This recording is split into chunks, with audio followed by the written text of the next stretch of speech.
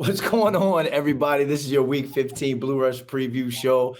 Can the Giants stop the fire or the dumpster fire and their 9-game losing streak against the Ravens? They're actually coming off a loss and a bye week themselves, so we're going to check in with Locked On Ravens podcast host Kevin Oestreicher to get the 411 of what's coming out of B-More. But let's get this show started, ladies and gentlemen. Let's bring in our New York Post Giants beat writer, Paul Schwartz. Paul, what's going on, man? We got the studio. I can't wait for you to see the new studio here at the New York Post. Right now, I got to shoot in a conference room, but we got to get you in here pretty soon, man. How you feeling? Good. It looks like you're in a lineup there with that background. You know. All right, Mr. London stands straight ahead. Look at the camera. Now look to the side. Okay, I'm gonna say, yep. That's him, officer. That's the guy I saw at MetLife Stadium trying to drum up the crowd, doing his best he could, but it was not easy to do, is it? Not easy to do.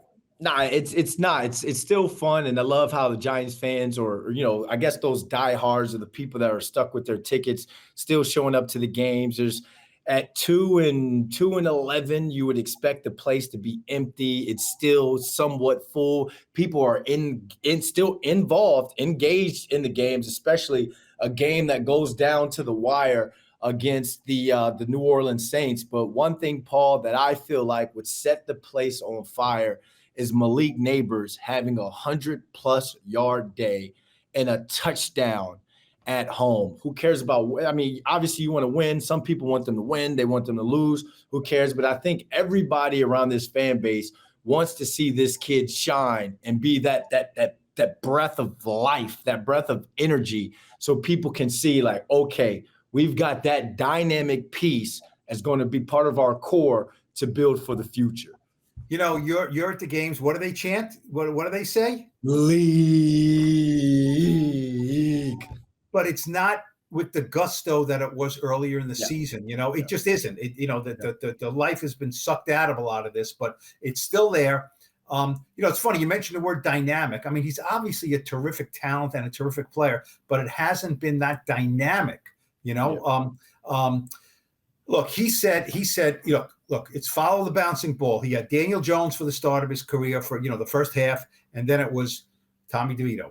Then he got hurt. It was Drew Lock. Then Drew Lock, Tommy got healthy, but it was still Drew Lock. Then Drew Lock got hurt. He's in a walking boot now. Now it's Tommy DeVito. So, we talk in sports, right? The synergy and everything, right? Pitcher, now you have a new catcher. All right, we gotta learn each other, right? We gotta learn what's going on. Carl Anthony Towns now is on the Knicks, right? Okay, we gotta get a sense. When are we gonna pick and roll? When are we gonna do this? When are we gonna do that? Good players, but you just have to figure it out. So, Malik Nabers said it. He said, he was asked, how long does it take to get a great connection with a quarterback? And that's what you want. You want a great connection. You're a receiver, right? You want a great connection. He said, I would say a great connection. I mean, it takes a really long time for your quarterback and you to have a great connection. So he's throwing extra with Tommy DeVito. He's doing this, he's doing that. But, you've got to get as much as possible. We said these chains happen during the week and we don't have, forever to work with this. So that's what he said. You tell me. It's not just the ball is in the air and I catch it. It doesn't matter who's throwing it, right? I mean, there's something you can do it. He can catch a slant, he can catch a fade, he can catch a curl, but the great connection is what is going to take them to the next level. He just doesn't have it with these guys now, right? You just think about it because he's he's in such a peculiar situation to where it's like, all right, we want you to be this energy. We want you to catch that, make a play on that ball, break a tackle or two, or catch that deep ball. But he hasn't had the reps with these quarterbacks. You think about it, all through the summer, who was he throwing with? Daniel Jones, whether they were out in Arizona. Daniel flew them to North Carolina. I remember that viral video of him showing up to the field to throw, and he still had his luggage because his flight was delayed. That's where you put in that work. And then you go into training camp, Paul, and you're going through install, and you're like, all right, hey, when we run this, when we see this look, Malik, I want you to break at 14 instead of 15, or get your head around fast against this look because I don't have this much time.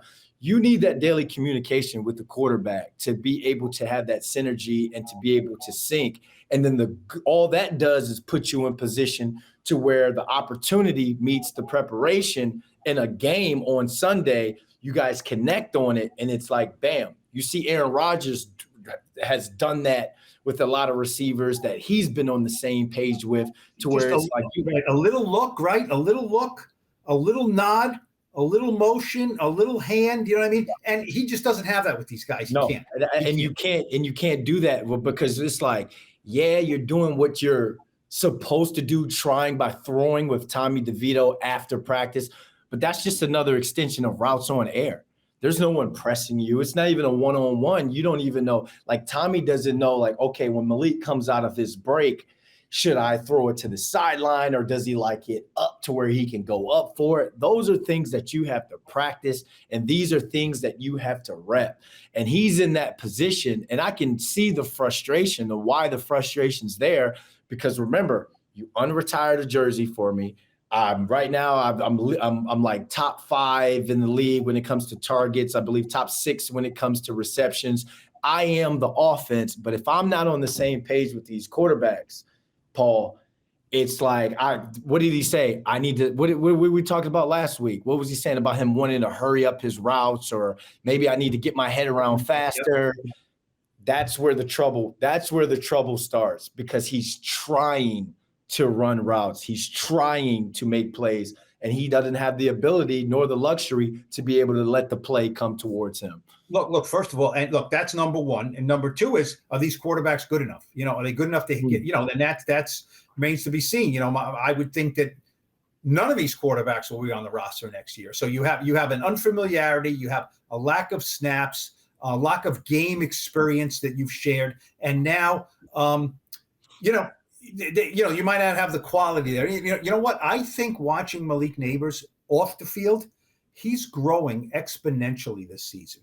Had his little frustrating moments, saying things, I don't care about drops. Then he comes back and discusses, says, I don't call the plays, ask Daves.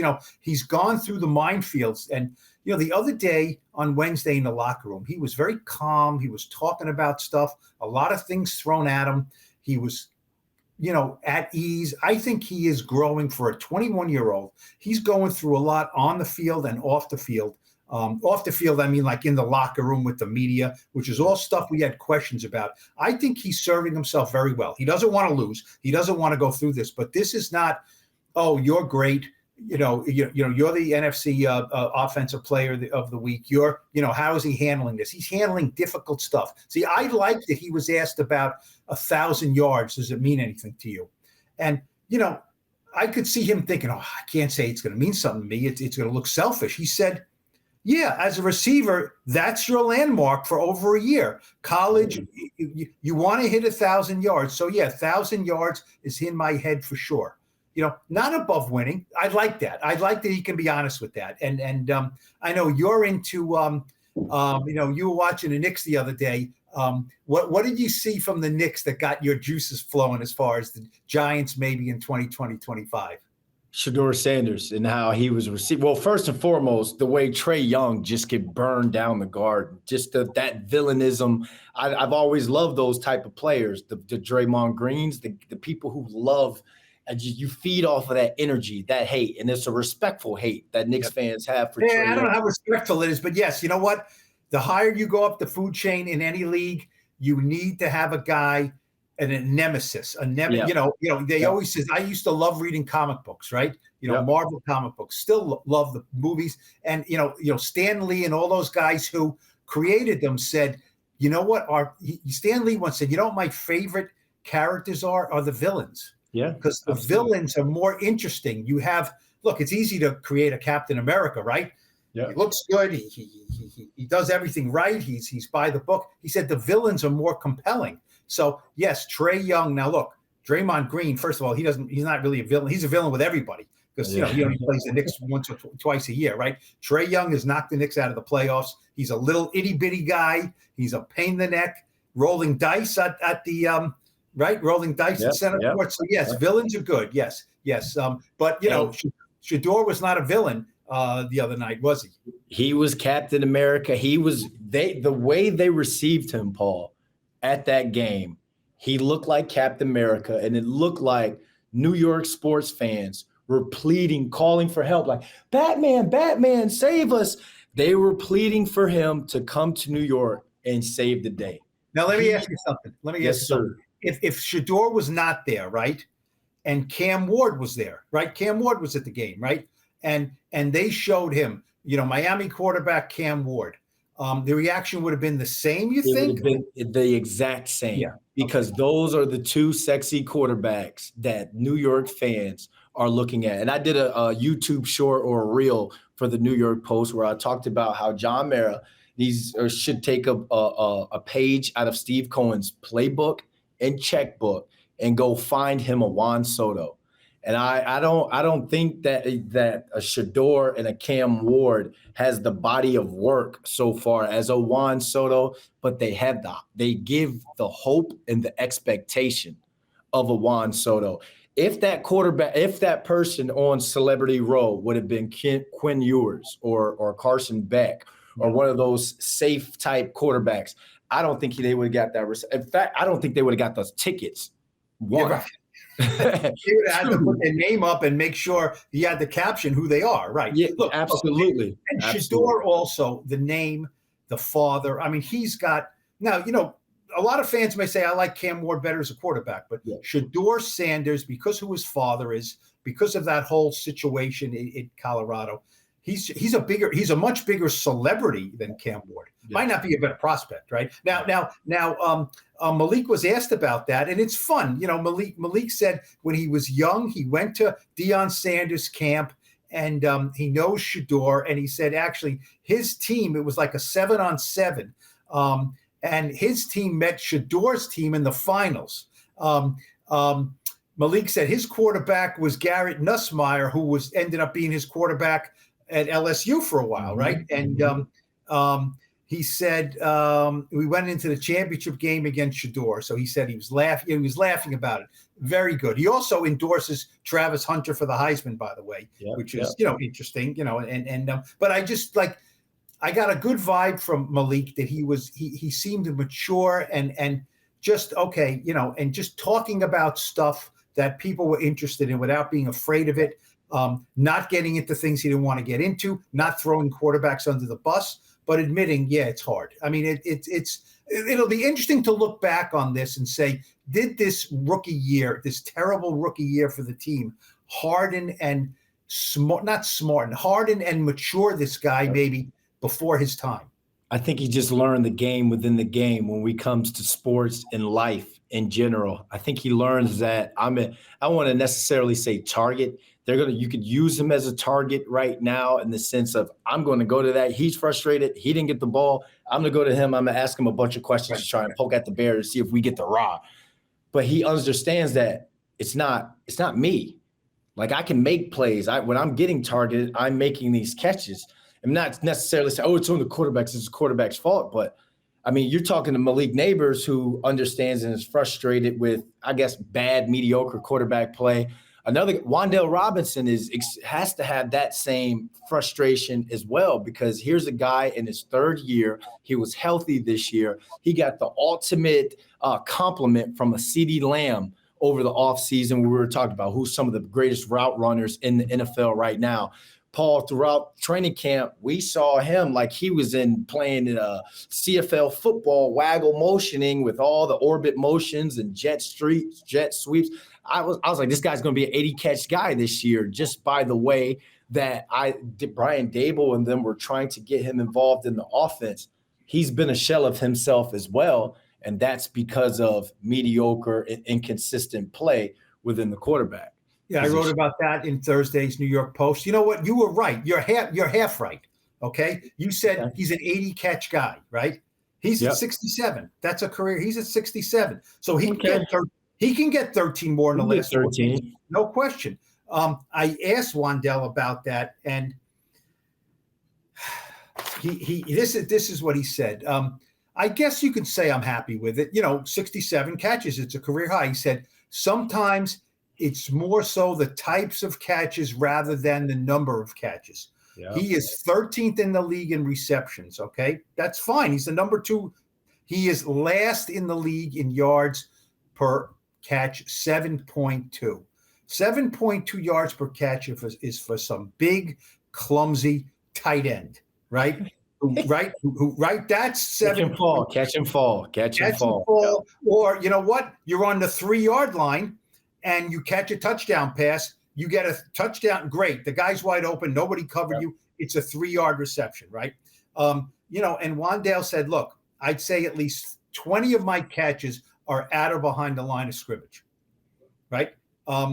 So now you can, he's supposed to make something out of that, but the Giants have not been able to make much out of that. So he said that's not like really a catch, it's almost like a rush. So it's hard to get it and make something happen. Look, it's not only him. Malik Nabers has 80 catches, right? That's the most of any rookie. He's 10th, 10 yards a catch. I think that's the 10th lowest in the league. So, and he's a guy who's supposed to be explosive. So the question is, look, we're looking ahead to next year, right? We're not saying, how is this going to help them against the Ravens? We're looking ahead to next year. Nabers is obviously going to be a star player. And then you say, well, what is Wan'Dale? Is he a guy who's taking a step back? He's not a reliable slot guy. Or, I asked Brian Dable about it. He says a lot of things go into it. I still have a lot of confidence in Wan'Dale. He's a really good player. And they drafted him. He's an itty bitty guy. You've seen him. He's small. So you say, why do you still like him, or do you think he's maybe not good enough? I think Dable likes him and thinks he's good enough. Well, sure. We get a quarterback who can hit him in stride. That's one thing Wan'Dale said is that you always want a guy who can hit you in stride. That as a receiver, right? You aren't the same kind of guy as Wan'Dale. I get it. You know what I mean? But and look, Wan'Dale's had some drops. I think he's had 4 or 5 drops. He's not a perfect player, but also he gets beat up. I said, Wan'Dale, how many times do I have to watch you run 6-yard in cut? What is it? A curl? What is it? You tell me. And just a little in route, under route. 5-yard in, 6-yard with a corner or a safety on his back. He catches the ball and gets drilled. Now if it's first down, okay, it's 2nd and 4. That's okay. If it's 3rd and 7, he catches a 5 or 6 yard. They're punting.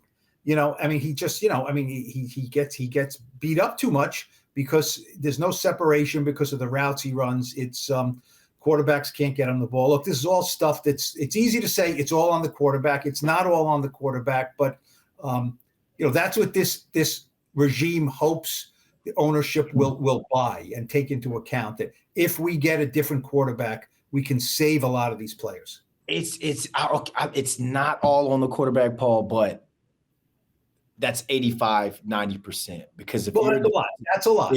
If you're a defensive back and you're playing a Malik Nabers, you're playing a Wan'Dale Robinson, 2 guys that can create separation, 2 guys that can go down the field on you. I'm sitting on your routes because you don't have a quarterback that can throw the ball down, or that has the time to get it to you, the time to get it to you down the field. Like Plax and Amani used to say all the time, the DBs, they get paid too. They know, they read, they know who the quarterback is. They know they know when they have a certain blitz or pass rush called. They understand protections just as much as we, the receivers, understand the protections or need to know the protections, or how much time we have in terms of getting in and out of our routes and where we need to be. If I don't respect the guy, the golden arm, or whoever's back there, then I'm okay. If you run by me, he's gonna underthrow you. I can make it up, slap the ball out. So it's just one of those situations where I'm not trying to put it all on the quarterback, just like we couldn't put it all on the offensive line. But if the Giants need a quarterback that can overcome inconsistent offensive line play and a guy that can still launch the ball down the field. Paul, we got to get to know your enemy. We're going to go and see how things are happening down in Raven Land with Locked On Ravens podcast host Kevin Oestreicher. Kevin, what's going on, my man? How you feeling? Feeling good. The Ravens coming off their bye week. I know they've struggled 2 of the last 3 weeks, but I think everybody's hoping here in Baltimore it's going to be a nice reset for them. Obviously, starting this week here against the Giants. I really don't like the way you said feeling good because you're playing the Giants this week after coming off that bye week. I remember when Lamar had some remarks after, I guess, the Philly loss, and he was like, "Oh, I can't wait to play the Giants," and that blew up. You guys looking at this as a get right, get back game. Yeah, and I think that's really how you have to imagine it for this Ravens team because, look, first of all, the Ravens can't overlook this New York Giants team. They've done it before, and sometimes they've been known to either play down to competition or just not get up for teams that they should be able to beat. For example, the Raiders in week 2. That Raiders team has 2 wins. Gardner Minshew led them to a win. One of the wins is against the Ravens. So I feel like with this, the Ravens have a pretty brutal 3-game and 10-day stretch coming up here, starting with this Giants game on Sunday. I know that everybody's talking about how big of a blowout win this is going to be, and the Ravens are going to dominate, but they have to actually execute and perform. And what that means is getting out of your own way sometimes. The Ravens have been a very highly penalized team this season. They have sometimes dropped interceptions or they've turned the ball over. You can't make those mistakes even against a Giants team that laundry list of injuries, it piles up, seems like every single week for that Giants team. There's still professional football players on the other side. You got to get it done. Laundry list? I thought it was my kid's Christmas list. I'm sitting here looking at it like, wait, what? Yeah, man. I mean, I guess with the state of the Giants and where they're at right now, I kind of want to talk about Lamar because he's only lost to 2 NFC teams in his career, both NFC East teams, one being the Giants when they came back from down, 9-10 points in that 2022 season when the Giants, the last time we went to the playoffs and stuff. I know Lamar's got the fragrance collection that he has coming out with, but do you feel as though this game is on him to get the Ravens back on course?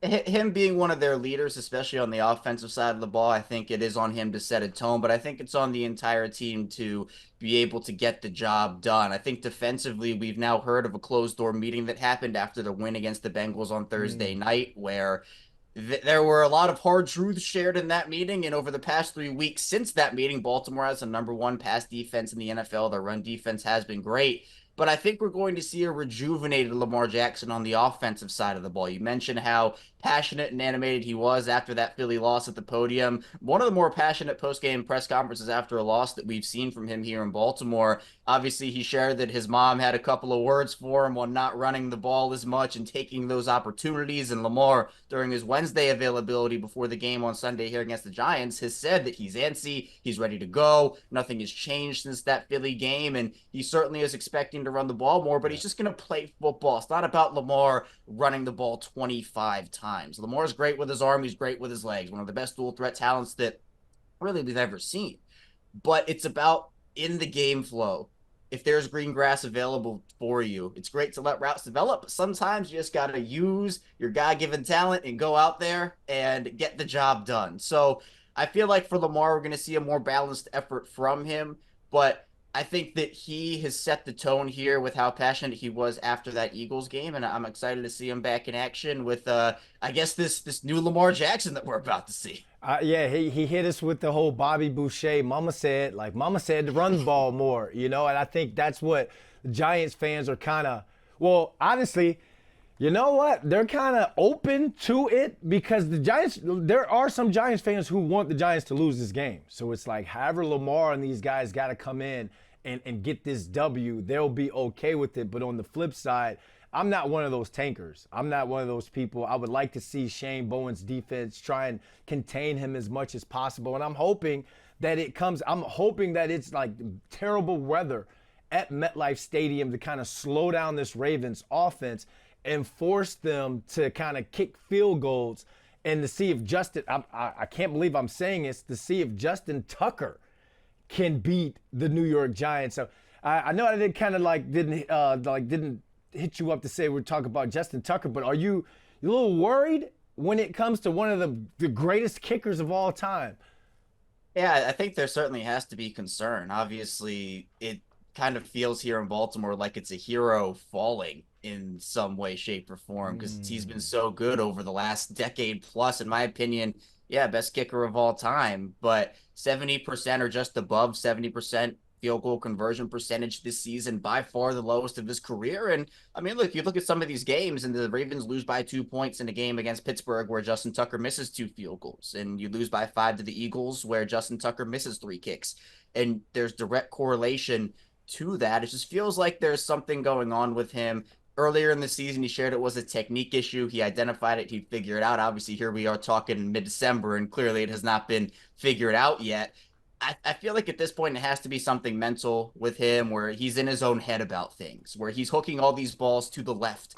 And then on that last kick against Philadelphia, you can see him try to overcorrect to the right side, and it just sails on him wide right. Even the extra point with no pressure late in the game, he almost doinked off the upright again. So the thing at this point in the season is really there's nobody else available. I mean, really, who else are you trusting who's on the free agent market? Maybe Randy Bullock, who obviously Giants fans are familiar with. He can come in and be a practice squad player. But at this point, I feel like it really is Justin Tucker or bust. If he turns it around, it's a great story. If he doesn't, well, maybe he loses you a playoff game. That's a tough blow. And then you have to have a serious conversation about what his career looks like in Baltimore after the season. Yeah, I think it's kind of the same thing was going on with kind of Graham Gano right now. I know he's 6 for 8 on the season. He's had like 1 or 2 blocked on the year, but the injuries, here's a guy that we loved him because he was a giant killer when he was in Carolina, and he hit that 61-yarder to beat the Giants that year. He has been a staple. He has been consistent throughout his career here, but you're kind of seeing the injuries that kind of lost the game with the Giants not having a backup kicker ready with the Commanders game, and then you're kind of seeing a little inconsistency there, and it's just we're so surprised to see that from a Graham Gano and a Justin Tucker. But I want to go back to Lamar, man, because I got some beef with you, bro. Like, you tweeted that you wanted Lamar to hit the DeVito celebration winner if he scores like Baker Mayfield did.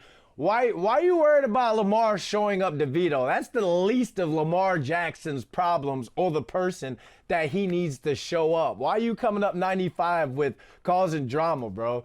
No, man, I was kidding with all that. I was honestly, when I saw Baker do that, I was like, whoa, like that's a little crazy right there. And look, obviously Baker, it was a cool little touchdown he had. Yeah. He obviously felt it in that moment, but no, man, I was just joking. Lamar would never do something like that, first of all, but he's been kind of interesting with the celebrations over the course of his career, not really involved in as many of them. There was one last year against the Chargers on Monday night where Zay Flowers scored and he did a little bouquet toss. I think it was to Odell, actually, when Odell was still in Baltimore.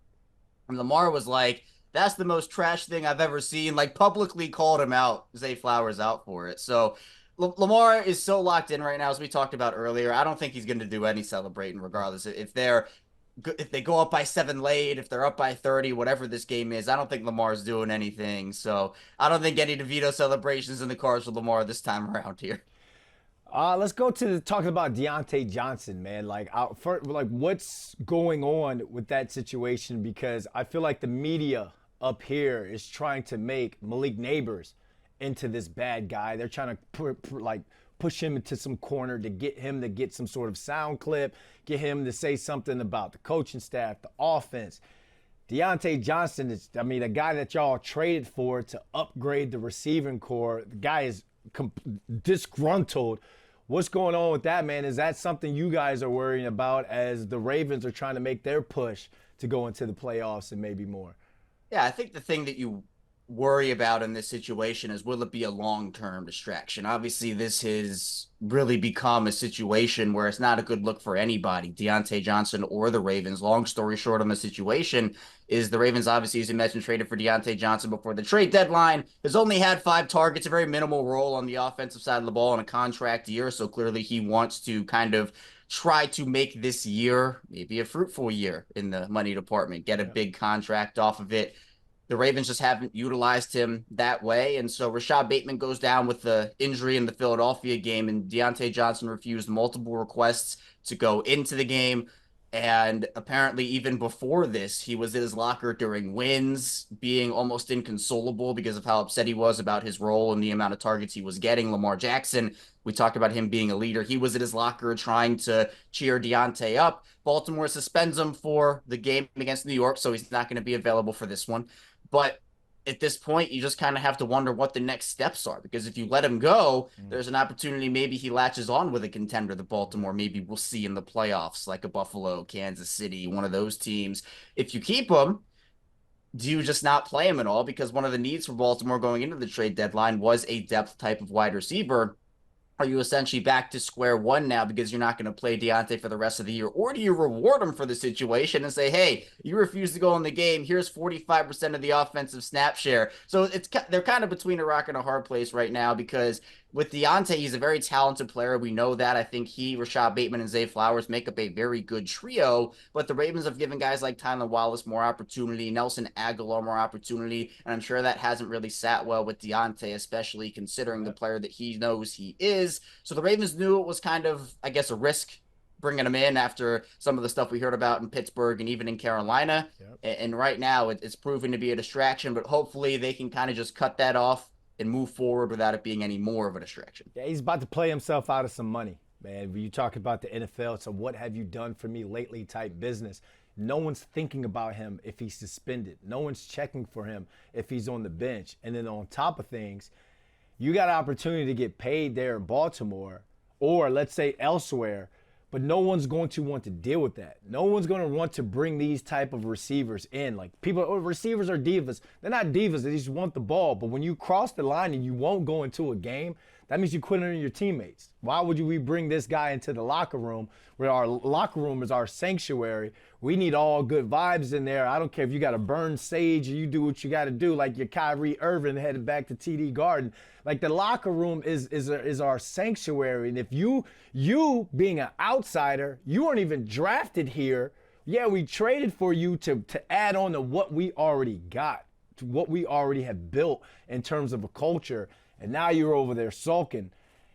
And he's got, 4 or 5 games in the playoffs to turn this thing around and to kind of clean up this image. Otherwise, a lot of people are not going to want to touch him, and he's not going to get that deal that he wants from another team. Let's move on, man, because before I let you wrap, we got to, talk about King Henry, 99 club on Madden. Same thing with Lamar. 2, them cornrows, bro. I don't know who told him to do those cornrows, but I'm a little worried now that he comes up in the MetLife stadiums with the cornrows and runs crazy. Do you think this Giants defense has any shot of stopping cornrow Henry? Man, I think if Dexter Lawrence was there, my answer would have been a lot more geared towards potentially yes, but that's such a huge loss for New York in the middle, to where I think that the way that Baltimore's tackles have been playing, and even Tyler Linderbaum on the interior, I think that it might be tough, because what Baltimore has done, the offensive line has been a little inconsistent this season, particularly with their guard play. Patrick McCary and Daniel Falele right now are the question marks on that group. So if Lawrence was in there, he maybe could have feasted on those guys. But now with him out of the picture, and with Derrick Henry having the year that he is having, and maybe the Ravens wanting to work in some more designed Lamar Jackson runs based off of how Lamar has been talking all week and talking after the Philly game, I feel like this is going to be a big week for Derrick Henry. Now, there is an opportunity. I know the Giants last week had some success against the Saints in their rushing attack, but I just feel like with Derrick Henry, he literally is just a whole different problem to try to stop, especially when you get him going downhill, you get him onto the second level. The more yards he picks up in any specific play, the more dangerous that he becomes, because when you have a man that big moving at you that fast, becomes a lot more difficult for you to want to either stand in front of him. Sometimes you might just want to go low and try to see if you can trip him up that way. So I feel like this is hopefully going to be for Baltimore a game where they can establish things early on the Baltimore side of things. Because if they can do that, this is what the Giants then have to face. They either have to respond to that by putting guys up in the box. Maybe you sneak your linebackers in there, put a safety down there, try to see what happens. And then the Ravens can work play action off of that. Yep. Because if you have a successful run game, you're going to try to cheat down and try to stop Derrick Henry to get any little advantage you can. And if Lamar pulls that ball back and you have Mark Andrews running over a linebacker that just tried to come down and stop Derrick Henry, he can just fling that ball over the linebacker's head. Or if you have one-on-one opportunities with a guy like Zay Flowers or Rashad Bateman, 2 guys who are really good route runners, and you try to stack the box up, that can provide problems for you too. So if Baltimore can get their run game going, I think it opens up their offense a lot more. But if New York can stop that and shut it down, if the Ravens try to run play action with a failed run game, the Giants are going to be like, yeah, right, we've been stopping you all game. You're not really going to do that. And they'll have more avenues to defend the passing game. So I think Derrick Henry is a big key in this one, as he is each and every week, but for multiple reasons than just him picking up yards on the ground. Yeah, I think the Giants' defense as a whole has their kind of hands tied behind their back when it comes to not having a Dexter Lawrence. You don't know if Bobby Okereke is going to be able to go. They're just down so many guys. Brian Burns is banged up. Kayvon coming off the wrist injury. And like you said, man, if the Ravens and Todd Monken, offensive coordinator, can establish that run game early with Lamar, who's already thinking, all right, I got to run more. King Henry, who wants to run crazy and continue to push for league MVP.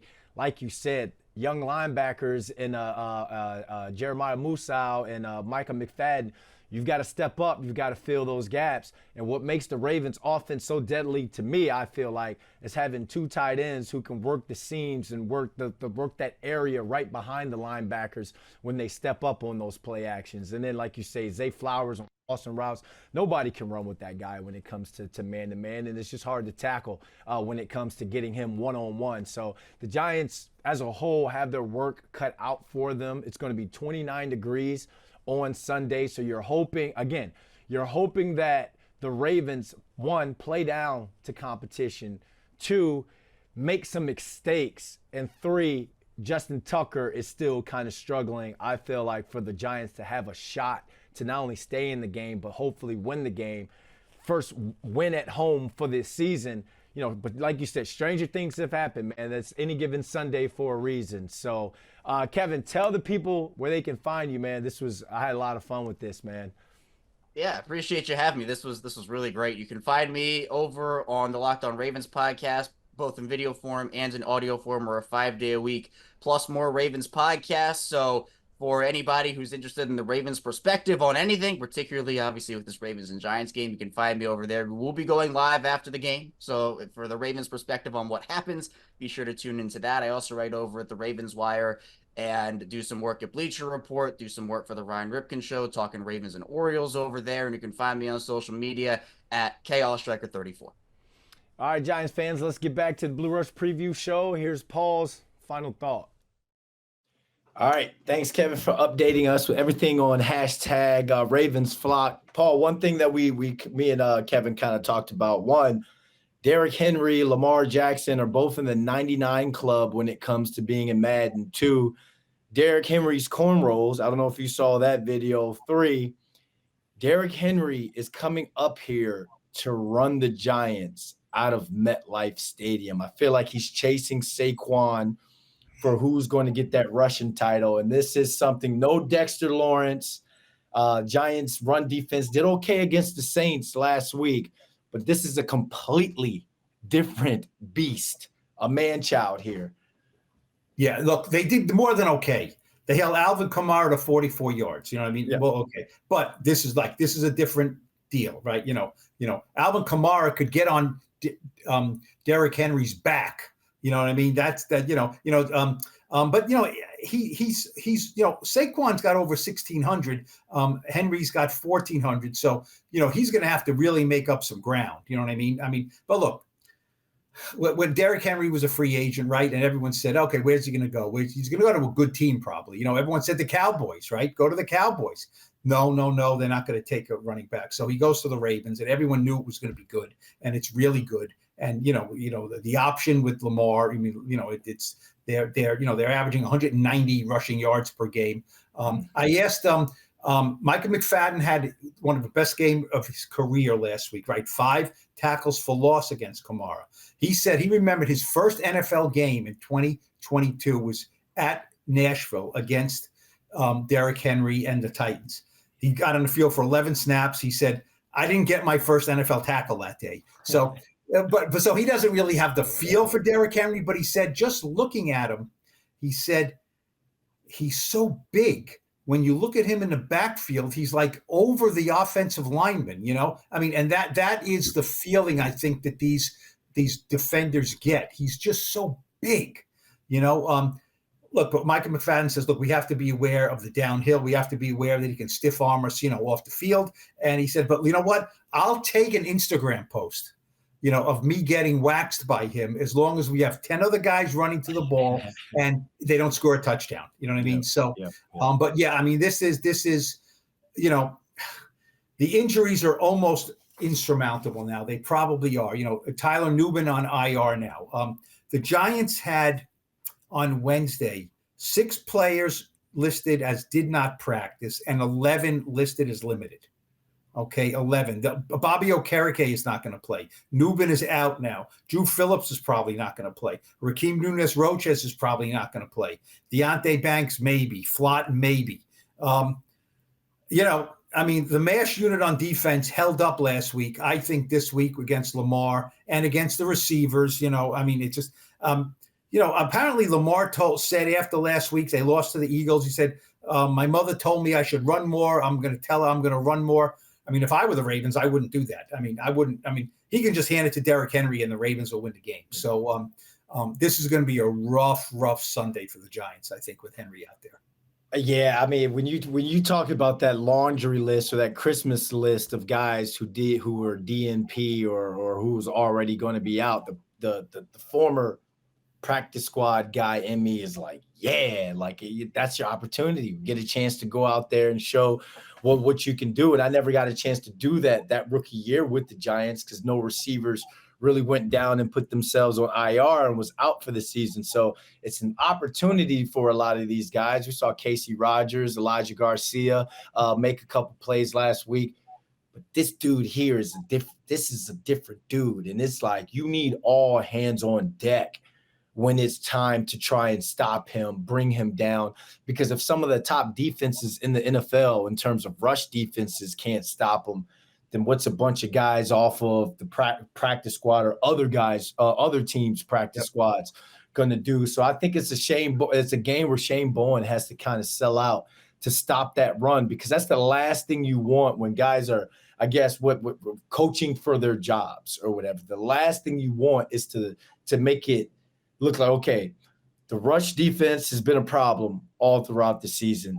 And if he runs for 250, 260 something, no one's going to care that Dexter Lawrence is out. No one's going to care that Bobby Okereke is out. No one's talking about that on the sports centers or no one's going to be talking about on other podcasts or vodcasts. They're just going to say Derrick Henry in the Ravens ran for 250 plus. And that's going to be a stain, a mark on coordinators, head coach, GM. So if Shane Bowen and these guys want to, again, try and keep some of that heat off of him, I'm stacking the box, Paul. Like and then whoever's on the outside, I'll try to take my chances with Zay Flowers and Rashad Bateman. But then you got the tight ends and Mark Andrews and Isaiah Likely that you're going to have to account for. Giants really got their hands tied for themselves. Yeah, I think what they're going to want to do is just keep the Ravens on the field. You know what I mean? And just, if they're going to kill us slowly. You know what I mean? And, just keep the things in front of us. And, if they can go 10, 12 plays and eat up 6-7 minutes and kick a field goal or a touchdown, the Ravens, the Giants aren't going to be happy with it. But look, they're battling from way behind here. Yes. They're almost 17-point underdogs in this game, one of the largest spreads for a home team in like 45 years. So, the way for it doesn't get out of hand too badly is if at least it takes time. You know what I mean? It takes time. Look, I think the Giants are under no illusions that they can line up man-to-man and beat this team. I really don't. No, not at all. And I think the fan base kind of understands that and knows that as well. And it's funny because, I have the ties with the Giants, but I also have, I'm around the fans. I'm engaged with the fans a lot. And a lot of them, I feel like, and a lot of people that I talk to, they actually want the Ravens to come in. Like a lot of people, and I've never, even when Jake Fromm was doing QB sneaks, Paul, I still didn't hear as much tank noise as I heard. But now it's like you hear people wanting the Ravens to come in and to win this game just so the Giants can keep a draft position. And it's utterly weird to me, but I mean, you're getting flyovers, you're getting, fans just being super vocal. You're hearing the boos. You're still hearing some cheers and all here. You're still hearing some leaks. So there are people still that's like, hey, we'll be here when you get it cleaned up. But as of right now, throw all that garbage out in that dumpster fire and burn it in the dumpster fire. Yeah, well, that's what last week was. If you feel that way as a fan, last week was perfect. Your team played hard. Yeah. They made a comeback. It was close, and they get a field goal blocked. To not go into overtime. Yeah, there were cheers. Some of that. And look, whenever there's a quarterback. Look, last year the Giants fans know there were 3 of them. They weren't getting Caleb Williams. They weren't getting Jaden Daniels, even though they would have liked to trade up for him. Drake May was sitting there. They would have run up to the podium and put in the card for a trade for Drake May, and they couldn't get a trade done. So they Giants came up short. The fans don't want them to come up short again. I asked some players about the booing. A lot of the players didn't hear it. As you said, you were there. It wasn't like vicious booing, but or cheering. They're cheering when the field goal missed. It was kind of like derisive cheering, like "aha, isn't that funny?" Tight end Daniel Bellinger said to me, "It sucks. That's the mindset of the fans, but I understand why fans are like that." Okay, yeah. That's an honest answer. Like Devin Singletary, I asked about, and he says, "I can't understand that. I'm a competitor. I'm not built that way. I wasn't raised that way. I don't think I'll ever be able to understand." I don't want to understand that. I understand that too from Devin Singletary. Players can't understand that. They can't say, well, we know our fans are happy when we lose because we want a draft pick. Look, this is what happens in a terrible, sorry end of season. They've been out of it for a long time. Everyone knows they need a quarterback. It's incredibly likely they will take one with the first or second or third pick. So, yeah, that's what it is. You don't want Shedeur Sanders or Cam Ward and finish 3rd or 4th in the draft and not be able to get them, or have to trade tremendous assets for them. There's a lot of things going on at the same time.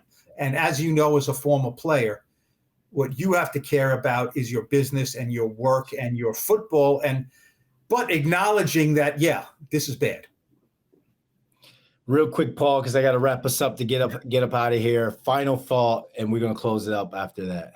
Well, final thoughts are, they're 0-7 at home. They don't have a puncher's chance against the Ravens. They had a puncher's chance against there's weight classes. They had a puncher's chance, similar weight class to the Saints. Maybe in a few weeks, similar weight class with the Colts in the last home game. I think what the Giants need to do is the ownership needs to rent out the airspace above MetLife Stadium and make it a no-fly zone. No-fly zone. Yeah, you can't fly overhead. Maybe get those drones all over Jersey and just fly them over MetLife Stadium and say, no, you can't fly planes over this. It's a no-fly zone. They can't have a repeat of that. I know people in the building who are dreading Sundays because they know that the team is not capable of winning now. I think we're all feeling that a little bit. Absolutely. Well, we're going to see what goes down on Sunday. We got the Giants, Ravens, 1 p.m. at MetLife Stadium. Thank you guys for watching the Blue Rush preview show. For Paul Schwartz, I'm Brandon London. We're going to see you guys next week.